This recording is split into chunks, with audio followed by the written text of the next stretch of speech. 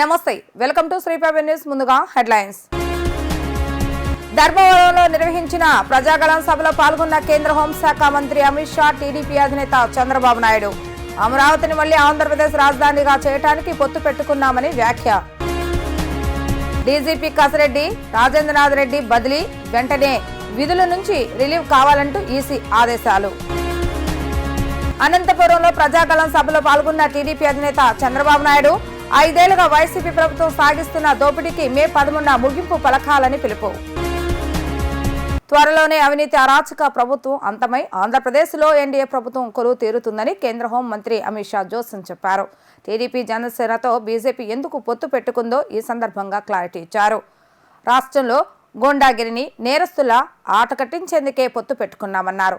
Pending లో ఉన్న ప్రాజెక్టులను పూర్తి చేయడంతో పాటు అమరావతిని మళ్లీ ఆంధ్రప్రదేశ్ రాజధానిగా చేయడానికి పొత్తు పెట్టుకున్నామని అమిత్ షా తెలిపారు. ఎన్నికల ప్రచారంలో భాగంగా ఉమ్మడి అనంతపురం జిల్లాలోని ధర్మవరంలో నిర్వహించిన ప్రజాగళం సభలో కేంద్ర హోంమంత్రి అమిత్ షా పాల్గొన్నారు. ఈ క్రమంలో జగన్ సర్కార్పై అమిత్ షా ఘాటుగా విమర్శలు గుప్పించారు. ఏపీలో రాజ్యమేలుతున్న అవినీతి అరాచక పాలనకు ముగింపు పలకటానికే బీజేపీ, టీడీపీ, జనసేన కూటమిగా ఏర్పడ్డాయని అమిత్ షా స్పష్టం చేశారు. అవినీతిపై జరుగుతున్న పోరాటానికి మద్దతు తెలిపేందుకే తాను రాష్ట్రానికి వచ్చానని అన్నారు. ఈ పోరాటానికి బలం చేకూర్చడానికే తాను ధర్మవరం వచ్చానని అమిత్ షా తెలిపారు. 7 దశలు జరుగుతున్న లోక్సభ ఎన్నికల్లో 2 దశలు ఇప్పటికే పూర్తయ్యాయని గుర్తు చేశారు. ఈ 2 దశల్లో మోడీ సెంచరీ పూర్తి చేస్తారని చెప్పారు. 3వ దశ పోలింగ్ లో 400 సీట్లు సాధించే దిశగా దూసుకు వెళ్తున్నారని అమిత్ షా వెల్లడించారు. మోదీజీ, చంద్రబాబుజీ, భారతీయ జనతా పార్టీ, టీడీపీ और पवन कल्याण के अलायंस का ఉద్దేశ్ బతానా చాహతా హూ. నేను ఈ రోజు విశాల సభలో మేము ఎందుకు పొత్తు పెట్టుకున్నామో, తెలుగుదేశం, జనసేన, బీజేపీ ఎందుకు పొత్తు పెట్టుకున్నాయి, ఎందుకు నరేంద్ర మోడీ గారు, చంద్రబాబు నాయుడు గారు, పవన్ కళ్యాణ్ గారు ఈ రాష్ట్రంలో కలిసి నడుస్తున్నారు అనే విషయానికి నేను సమాధానం చెప్పడానికి ఇక్కడికి వచ్చాను. हम अपराध को आंध्र प्रदेश से एक गुंडागर्दी और अपराध को समाप्त करने के लिए अलायंस किए हैं. మేము ఆంధ్రప్రదేశ్ లో ఈ గుండాగిరిని, నేరస్తుల్ని అరికట్టడానికి, అరాచకాల్ని అరికట్టడానికి ఇవాళ మేము ఈ పొత్తు పెట్టుకున్నాం. ఆంధ్రప్రదేశ్ से रैंपड करप्शन को समाप्त करने के लिए अलायंस किया है. పెద్ద ఎత్తున జరుగుతున్న అవినీతిని ఆంధ్రప్రదేశ్ లో పూర్తిగా సమాప్తం పలకడానికి మేము పొత్తు పెట్టుకున్నాం. ఆంధ్రప్రదేశ్ से लैंड माफियाओं को समाप्त करने के लिए अलायंस किया है. ఆంధ్రప్రదేశ్ లో విస్తృతంగా జరుగుతున్న భూమి మాఫియాని అరికట్టడానికి మేము ఈ పొత్తు పెట్టుకున్నాం. और आंध्र प्रदेश की राजधानी अमरावती को फिर से राजधानी बनाने के लिए अलायंस किया है. ఆంధ్రప్రదేశ్ ఒక రాజధాని అమరావతిని మళ్ళీ రాజధానిగా ఆంధ్రప్రదేశ్ కి పునఃస్థాపితం చేయడం కోసం మేము పొత్తు పెట్టుకున్నాం. భగవాన్ తిరుపతి బాలాజీ की पवित्रता को फिर से प्रस्तापित करने के लिए अलायंस किया है. ఏడుకొండలవాడు వెంకటేశ్వర స్వామి పవిత్రతను మళ్ళీ కాపాడడం కోసం ఈ మేము పొత్తు పెట్టుకుంటాం. और बहनों, मैं आपको एक मोदी गारंटी कहने आया हूं. మిత్రులారా, నేను మీ అందరికీ ఒక మోడీ గారి గ్యారంటీ చెప్పడం కోసం ఇక్కడికి వచ్చాను. आप आंध्र प्रदेश में चंद्रबाबू जी की सरकार बना दीजिए, ऊपर नरेंद्र मोदी सरकार बना दीजिए. 2 ही साल में पोलावरम प्रोजेक्ट को हम समाप्त कर किसानों के खेत तक पानी पहुंचाएंगे. మిత్రులారా, ఈ సందర్భంగా మీ అందరికీ హామీ ఇవ్వదలుచుకున్నాను. ఈ రాష్ట్రంలో చంద్రబాబు నాయుడు గారి నాయకత్వంలో ప్రభుత్వం ఏర్పాటు చేయండి, కేంద్రంలో నరేంద్ర మోడీ గారి నాయకత్వంలో ప్రభుత్వం చేయండి. నేను ఇస్తున్న హామీ అంటే రాబోయే 2 సంవత్సరాల్లో పోలవరం ప్రాజెక్టును పూర్తి చేసి ప్రతి రైతుకు నీళ్లు ఇచ్చే కార్యక్రమాన్ని తీసుకొస్తాం. జగన్ భక్తాధికారిగా ముద్రపడిన ఇన్ఛార్జ్ డీజీపీ కేవీ రాజేంద్రనాథ్ రెడ్డిపై కేంద్ర ఎన్నికల సంఘం ఎట్టకేలకు బదిలీ వేసింది. తక్షణం విధుల నుంచి వైదొలగాలని, తన దిగువ ర్యాంకు అధికారికి బాధ్యతలు అప్పగించాలని ఆదేశించింది. ఆయన స్థానంలో మరొకరి నియామకానికి 3 డీజీ ర్యాంకు ఐపీఎస్ అధికారుల పేర్లు, వివరాలతో సోమవారం ఉదయం 11 గంటల్లోగా ప్యానెల్ జాబితా సమర్పించాలని ఆదేశాల్లో పేర్కొంది. గత 5 ఏళ్లలో వారి ఏపీఏఆర్ గ్రేడింగ్, విజిలెన్స్, క్లియరెన్స్ల వివరాలను ప్యానెల్తో పాటు పంపాలని ప్రభుత్వ ప్రధాన కార్యదర్శికి ఆదేశాలిచ్చింది. ఈసీ ఆదేశాలతో రాజేంద్రనాథ్ రెడ్డిని బదిలీ చేస్తూ సీఎస్ ఉత్తర్వులిచ్చారు. అధికార వైసీపీ అరాచకాలు, దాష్టికాలు, దౌర్జన్యాలు, అక్రమాలకు వెనుదనగా నిలిచి మొత్తం పోలీసు వ్యవస్థనే ఆ పార్టీకి అనుబంధ విభాగంగా మార్చేసిన డీజీపీ కేవీ రాజేంద్రనాథ్ రెడ్డిపై ఎన్నికల సంఘం చర్యలు తీసుకుంది. పోలీసు దళాల అధిపతిగా ఉంటూ వైసీపీ కార్యకర్తల పనిచేస్తున్నారంటూ ప్రతిపక్షాలు చేసిన ఫిర్యాదులపై సమగ్ర విచారణ జరిపిన ఎన్నికల సంఘం చివరికి ఆయన్ను బదిలీ చేసింది. ఎన్నికల కూడా వచ్చిన తర్వాత కూడా రాజేంద్రనాథ్ రెడ్డి అధికార పార్టీకి మేలు చేకూర్చేలా వ్యవహరిస్తున్నారని, ఆయనే డీజీపీగా కొనసాగితే నిష్పక్షపాతంగా పారదర్శకంగా ఎన్నికలు జరగవని ప్రతిపక్షాలు మొదటి నుంచి చెబుతున్నాయి. ఎన్నికల సంఘం ఆ ఫిర్యాదులపై చాలా ఆలస్యంగా స్పందించింది. ఎన్నికల్లో వైసీపీకి ప్రయోజనం చేకూర్చేలా ఆయన ఇప్పటికే అన్ని ఏర్పాట్లు చేశారన్న విమర్శలున్నాయి. ఈ నేపథ్యంలో సరిగ్గా పోలింగ్ వారం రోజుల ముందు ఎన్నికల సంఘం ఆయనపై బదిలీ వేటు వేసింది. సార్వత్రిక ఎన్నికలు పూర్తయ్యే వరకు ఆయనకు ఎన్నికలకు సంబంధించిన ఎలాంటి విధులు అప్పగించవద్దని నిర్దేశించింది. 5 ఏళ్లుగా వైసీపీ ప్రభుత్వం సాగిస్తున్న దోపిడీకి మే 13వ తేదీన జరిగే పోలింగ్తో ముగింపు పలకాలని టీడీపీ అధినేత చంద్రబాబు నాయుడు పిలుపునిచ్చారు. రాతయుగం నుంచి స్వర్ణయుగం వైపు పయనించాలని కూటమికి ఏమాత్రం డోకా లేదని స్పష్టం చేశారు. కేంద్రంలో మోడీ 400 సీట్లతో మళ్లీ ప్రధాని కాబోతున్నారని, ఏపీలో 25కి 25 ఎంపీ సీట్లు కూటమి గెలుస్తుందని అన్నారు. 160 సీట్లతో అసెంబ్లీకి వెళతామని ధీమా వ్యక్తం చేశారు. కూటమి స్పీడ్ పెరిగిందని, వైసీపీ డేలా పడిపోయిందని ఆయన పేర్కొన్నారు. టీడీపీ జాతీయ అధ్యక్షుడు చంద్రబాబు నాయుడు అనంతపురం అర్బన్లో నిర్వహించిన ప్రజాగళం సభకు హాజరయ్యారు. ఈ సందర్భంగా ఆయన ప్రసంగిస్తూ, నువ్వేం చేస్తావో చెప్పుకోగలవా సైకో జగన్? ఏం చేస్తావో చెప్పగలవా? ఏం చేశాడో చెప్పడు, ఏం చేస్తాడో చెప్పడు, చేసేది లేదు, సచ్చేది లేదు. ఈయన పని అయిపోయిందని ఆయన అన్నారు. అందుకే రేపు ఎన్నికల్లో 5,000, 10,000 ఇస్తాడు. అవన్నీ అవినీతి పాపిస్టి డబ్బులే అని ఆయన ఆరోపించారు. ప్రలోభాలకు లోనకుండా ప్రజలు అప్రమత్తంగా ఉండాలని పిలుపునిచ్చారు. మందుబాబులకు కోపం రావటం లేదా? 60 రూపాయల క్వార్టర్ను 200కు అమ్ముతున్నాడు. ఇప్పుడు గోవా నుంచి సెకండ్స్ మద్యం తెప్పిస్తున్నాడు. అది తాగితే కడుపులో మంట వచ్చి వెంటనే ఆరోగ్యం పాడవుతుంది. వైసీపీ మద్యం మాకొద్దు అంటూ అందరూ తిరుగుబాటు చేసే పరిస్థితికి వచ్చారని స్పష్టం చేశారు. ఎక్కడ చూసినా మోసం. ఒకప్పుడు 1000 రూపాయలు ఉన్న ట్రాక్టర్ ఇసుక ఇప్పుడు 5-6 వేలు. ఇసుకలో కూడా డబ్బులు దోచేస్తున్న దుర్మార్గుడు ఈ సైకో జగన్ అని ఆయన ఆగ్రహం వ్యక్తం చేశారు. హింసా రాజకీయాలు, బాధుడికి అరాచకాలకు ముగింపు పలకాలి. సిద్ధమా మీరని అడుగుతున్నా. వైసీపీని ఓడించడానికి సిద్ధమా అని అడుగుతున్నాను. మే 13న వైసీపీ ప్రభుత్వ అవినీతికి, దోపిడీకి, 5 ఏళ్లుగా మనం పడుతున్న శోభకి అంతం పలకాల్సిన బాధ్యత మనందరిపైన ఉంది. రాతి యుగానికి ముగింపు పలికి స్వర్ణ యుగానికి స్వాగతం పలకాలి. అసెంబ్లీకి 160 అసెంబ్లీ సీట్లతో మనం వెళ్తున్నాం. జోరు పెరిగింది, స్పీడ్ పెరిగింది. వైసీపీ డీలా పడిపోయింది. అందుకే మీరు ఒకసారి చూస్తే ఇతను ఈరోజు ఒకటి అడుగుతున్నా, నువ్వు ఏం చేశావో చెప్పగలుగుతావా సైకో జగన్ అని అడుగుతున్నా. ఏమి చేస్తావో చెప్పగలుగుతావా అని అడుగుతున్నా. ఏమి చేశాడో చెప్పడు, ఏమి చేస్తాడో చెప్పడు. చేసేది లేదు, సచ్చేది లేదు, అయిపోయింది ఈయన పని. అందుకే నేను ఒకటి అడుగుతున్నా, రేపు ఎన్నికల్లో 5,000 ఇస్తాడు, 10,000 ఇస్తాడు. ఏం తమ్ముళ్ళు ఏమారుతారా అని అడుగుతున్నా. అది కూడా అవినీతి పాపిష్టి డబ్బులే. నేను అడుగుతున్నా ఇక్కడే తమ్ముళ్ళని, జే బ్రాండ్ మద్యం మందు బాబులున్నారు ఇక్కడ కొంతమంది. ఏం తమ్ముళ్ళు, నేనున్నప్పుడు క్వార్టర్ బాటిల్ 60 రూపాయలు, అవునా కాదా? 3 కబ్జాలు 6 సెటిల్మెంట్లుగా వైసీపీ పాలన ఉందని జనసేన అధినేత పవన్ కళ్యాణ్ ఆరోపించారు. తునిలో 100 చెరువుల్లో మట్టిని మంత్రి దాడిశెట్టి రాజా తవ్వేశారని మండిపడ్డారు. తునిలో ఆయన ఆగడాలు శృతిమించాయని ఆయన ఆరోపించారు. తునిలో వారాహి విజయబేరి సభ వేదికగా ఎన్నికల ప్రచారం నిర్వహించారు. ఈ సభలో సీఎం జగన్ వైసీపీ ప్రభుత్వంపై పవన్ కళ్యాణ్ తీవ్ర విమర్శలు గుప్పించారు. ఈ సందర్భంగా పవన్ కళ్యాణ్ మాట్లాడుతూ, ఈ ఎన్నికల్లో ఎన్డీఏ కూటమి అధికారంలోకి రాగానే మహిళలకు ఉచిత బస్సు సౌకర్యం కల్పిస్తామని హామీ ఇచ్చారు. టీచర్లకు ఉద్యోగ భద్రత కల్పించి గౌరవిస్తామని ఉద్ఘాటించారు. వైసీపీ వ్యతిరేక ఓటు చేయకూడదని కూటమిగా వస్తున్నామని వారు చెప్పారు. తుని తలుపులమ్మ గుడి దగ్గర మౌలిక వసతులు కల్పిస్తామని మాటిచ్చారు. తుని నుంచి విశాఖకు లోకల్ రైలు సదుపాయం కల్పిస్తామన్నారు. తుని మార్కెట్ యార్డ్లో మౌలిక వసతులు కల్పిస్తామని ఈ సందర్భంగా హామీ ఇచ్చారు. తాండవ నదిలో వైసీపీ పెద్దలు ఇసుక అమ్ముకున్నారని విరుచుకుపడ్డారు. కూటమి గెలిచాక తాండవ పంప రిజర్వాయర్లో పూడిక తీస్తామని అన్నారు. ఓటమి భయంతో కూటమి నేతలపై వైసీపీ నేతలు దాడులకు పాల్పడుతున్నారని ఆయన తీవ్ర ఆగ్రహం వ్యక్తం చేశారు. దాడిశెట్టి రాజా గారు చెరువుల సంగతి చెరువుల బదులు లోయలు చేశారు. ఎక్కడికి వెళ్ళినా నది ఇసుక, సముద్రపు ఇసుక ఎక్కడ పెట్టినా గుంతలైపోయినాయి. ఎక్కడ చూసినా సరే R&B మినిస్టర్ అయినా కానీ గోతులు, రోడ్లంతా గోతులు.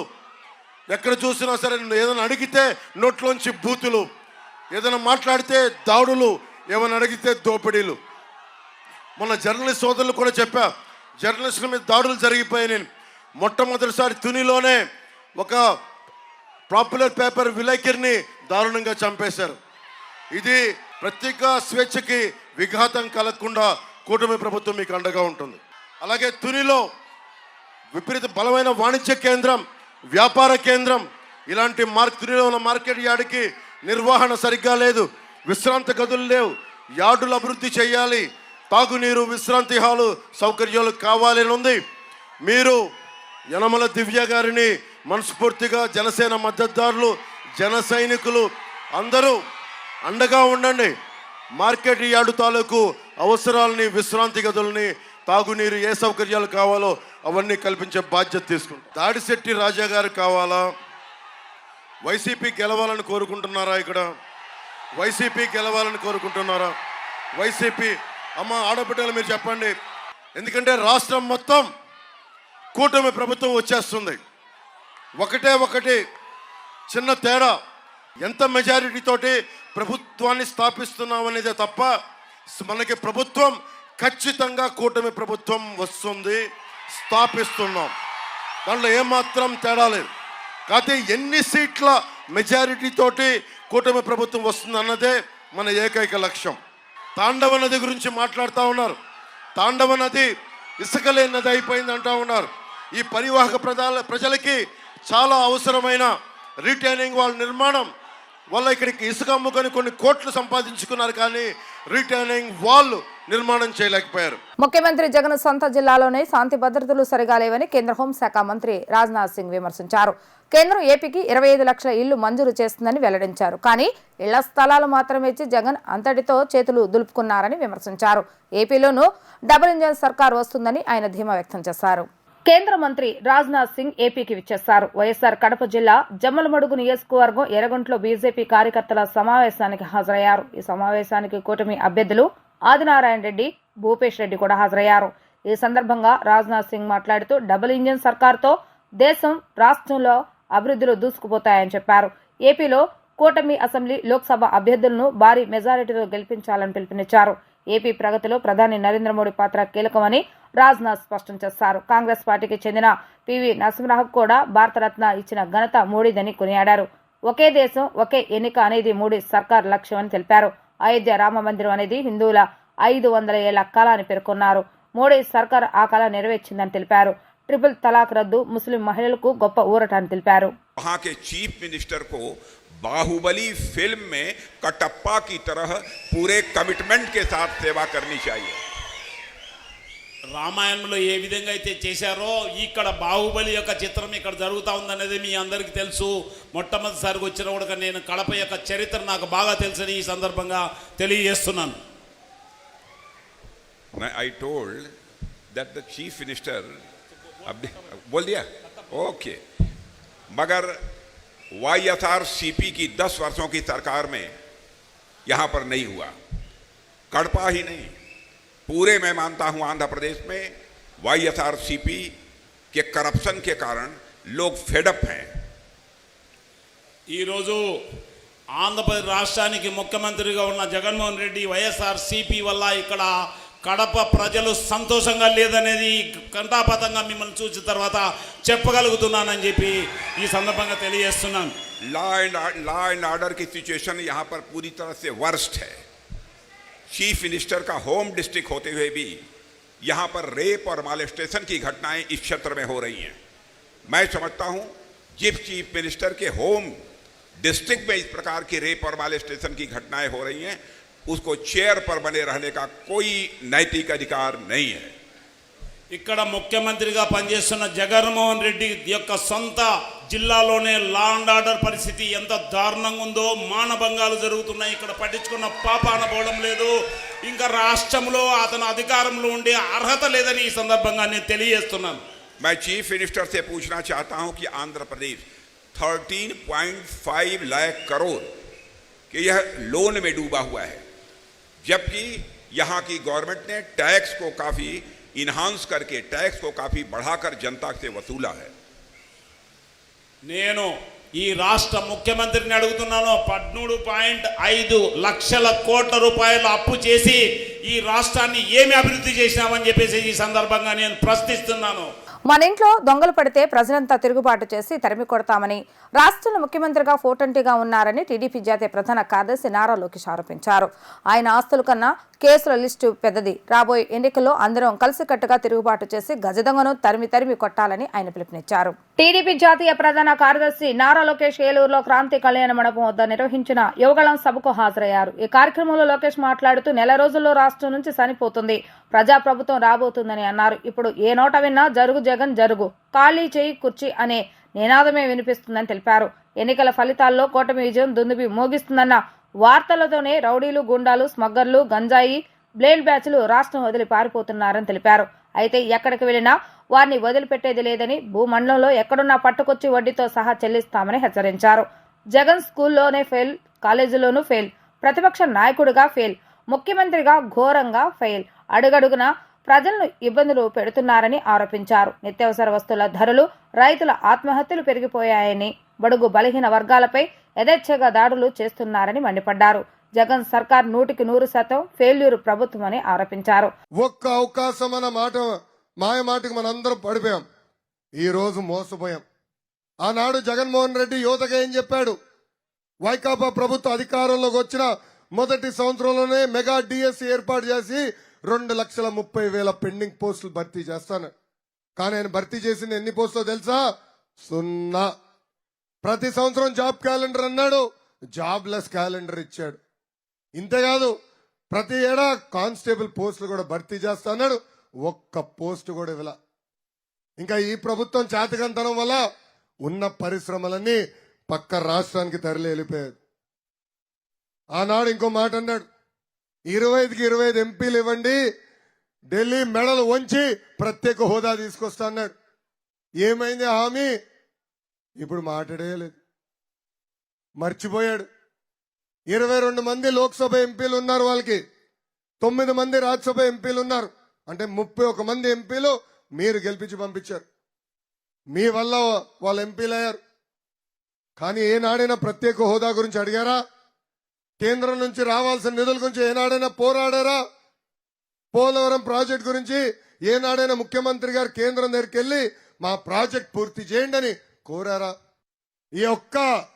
ఆ ఒక్క ఓటు వల్ల, ఆ ఒక్క అవకాశం వల్ల యువత ఎంత నష్టపోయిందో ఒక్కసారి అందరం ఆలోచించాలి. ఇక్కడున్న పెద్దలు కూడా ఆలోచించాలి. రూపాయి జమ చేర్చి లక్షలు అప్పు చేసి పిల్లల్ని మీరు చదివిస్తున్నారు. వాళ్ళు చదువుకుని బయటకు వచ్చే సమయానికి ఉద్యోగాలు లేని పరిస్థితి. అందుకే ఈ సభాముఖంగా యువత అందరికి నేను హామీ ఇస్తున్నా, 1 నెలలో తెలుగుదేశం, జనసేన, భారతీయ జనతా పార్టీ ప్రభుత్వం ఏర్పడుతుంది. తొలి సంతకం మెగా డిఎస్సి పైన ఉంటుంది. ఆభరణాల వ్యాపారంలో ప్రసిద్ధిగాంచిన మల్బార్ గోల్డ్ అండ్ డైమండ్స్ పునరుద్ధరించిన నూతన షోరూంను డిప్యూటీ మేయర్లు శైలజారెడ్డి, బెల్లందుర్గ లాంఛనంగా ప్రారంభించారు. ఈ సందర్భంగా షోరూంలోని ఆభరణాలను తిలకించారు.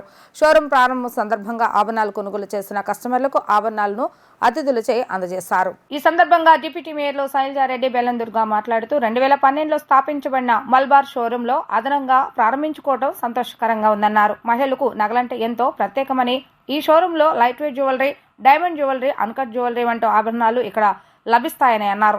విజయవాడ ప్రజలు ఈ షోరూంను ఆదరించాలని కోరారు. అనంతరం మల్బార్ గ్రూప్ చైర్మన్ అహ్మద్ మాట్లాడుతూ నూతన స్టోర్ను ప్రారంభించుకోవడం సంతోషంగా ఉందన్నారు. కస్టమర్ల కోసం ప్రత్యేక ఆఫర్లు అందిస్తున్నట్లుగా వారు ఈ సందర్భంగా తెలిపారు. కేంద్ర హోంమంత్రి అమిత్ షా సీఎం జగన్పై చేసిన వ్యాఖ్యలకు ఏపీ ప్రభుత్వ సలహాదారు సజ్జల రామకృష్ణారెడ్డి స్పందించారు. అయోధ్య రామ మందిర ప్రారంభోత్సవం ఏమైనా ప్రభుత్వ కార్యక్రమా? దానికి ఏపీ ప్రభుత్వానికి ఏంటి సంబంధం అని ప్రశ్నించారు.